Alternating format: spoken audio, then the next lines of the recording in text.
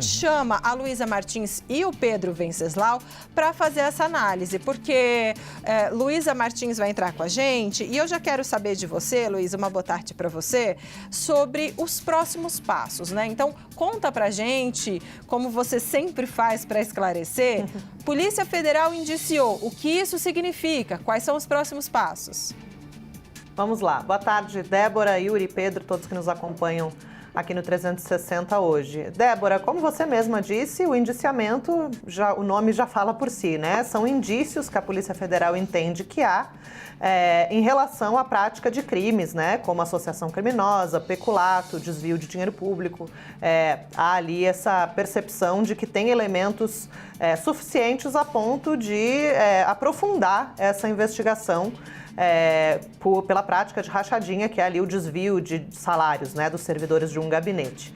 E aí, com isso, esse relatório da Polícia Federal deve ser encaminhado pelo ministro Luiz Fux, que é o relator da investigação no Supremo, deve ser encaminhado à Procuradoria-Geral da República, a quem cabe decidir se vai oferecer uma denúncia formal contra o deputado, se vai arquivar o caso, por entender que o relatório da PF talvez seja um pouco frágil, ou decidir pedir novas diligências, né? A PGR pode entender que faltam ali alguns elementos antes dela decidir oficialmente se acusa formalmente Janones ou não da prática desses crimes. E aí só depois de oferecida essa denúncia é que o Supremo Tribunal Federal vai analisar essa denúncia e vai decidir se Janones vira réu no processo. Então ele ainda não é réu no processo, ele é investigado ainda em caráter preliminar, né? Ainda é um momento anterior à fase de denúncia, de acusação formal. Então, por hora, segue aí,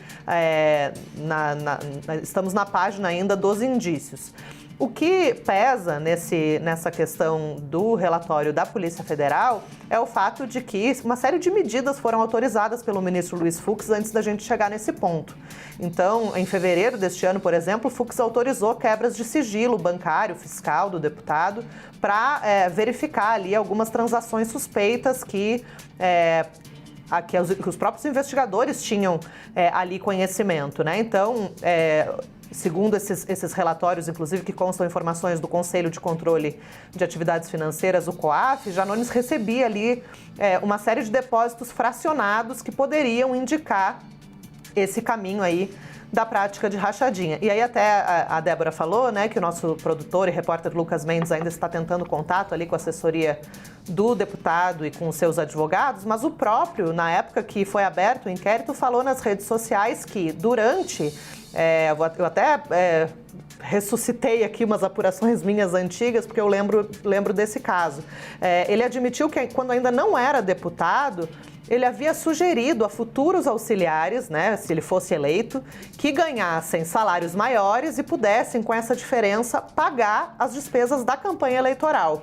Mas que essa foi uma ideia que não foi para frente, ou seja, não se concretizou e, por isso, na avaliação do parlamentar, não haveria crime, porque esse desvio acabou não acontecendo na sua alegação. Então, é claro, isso ainda é uma investigação que tem um caminho ainda pela frente. Esse relatório da PF vai chegar ainda ao Procurador-Geral da República, Paulo Gonet, para ele definir quais vão ser os passos que ele vai tomar. É claro que, com a consistência de um relatório da PF, há um indicativo de que uma denúncia possa ser oferecida, mas ainda não se sabe se isso é para um momento breve, porque como é um caso delicado que envolve aí uma análise muito minuciosa, inclusive desses dados do COAF sobre as transações bancárias e os dados que foram apresentados a partir dessas quebras de sigilo autorizadas, na verdade, pelo ministro Luiz Fux, pode ser que haja ali alguma inconsistência ou algum ponto que o Paulo Gonet, procurador-geral, entenda que é necessário preencher. Então, ainda é uma etapa preliminar. Só depois de oferecida a denúncia é que o Supremo julga essa denúncia e aí é que, eventualmente, a depender da decisão do Supremo, Janones vira oficialmente réu e aí é que a investigação ainda é mais aprofundada para chegar ainda em um momento de condenação ou absolvição. Então, temos ainda um longo caminho pela frente.